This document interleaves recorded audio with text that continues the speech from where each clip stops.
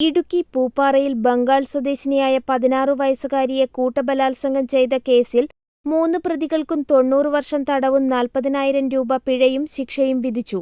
ദേവികുളം അതിവേഗ കോടതിയുടേതാണ് വിധി. പ്രതികളായ തമിഴ്നാട് സ്വദേശി സുഗന്ധ്, ശിവകുമാർ, പൂപ്പാറ സ്വദേശി ശ്യാം എന്നിവരെയാണ് കോടതി ശിക്ഷിച്ചത്.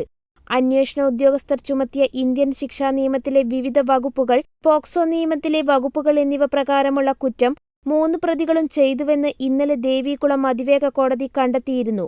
ശാസ്ത്രീയ തെളിവുകൾ, സാഹചര്യം എന്നിവ പരിശോധിച്ച ശേഷമായിരുന്നു കോടതിയുടെ കണ്ടെത്തൽ. പ്രതികൾ ചെറുപ്പക്കാരാണ്. പരമാവധി കുറഞ്ഞ ശിക്ഷ നൽകണമെന്ന് പ്രതിഭാഗം ആവശ്യപ്പെട്ടെങ്കിലും കോടതി പരിഗണിച്ചില്ല. 2022 മെയ് 29 വൈകിട്ട് പശ്ചിമ ബംഗാൾ സ്വദേശിനിയായ 16-കാരിയെ പൂപ്പാറയിലെ തേയിലത്തോട്ടത്തിൽ വച്ചായിരുന്നു പ്രതികൾ കൂട്ടബലാത്സംഗം ചെയ്തത്.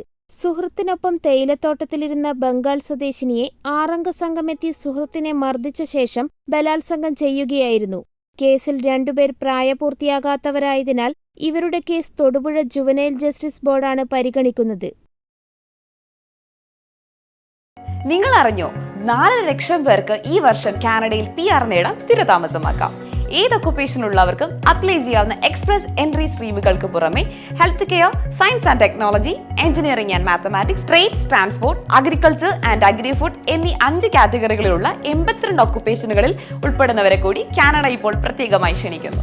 ഉടൻ തന്നെ ലൈസൻസ്ഡ് കാനഡിയൻ ഇമിഗ്രേഷൻ ലോയറുടെ ഹെൽപ്പോട് കൂടി എക്സ്പ്രസ് എൻട്രി പ്രൊഫൈൽ സബ്മിറ്റ് ചെയ്യൂ.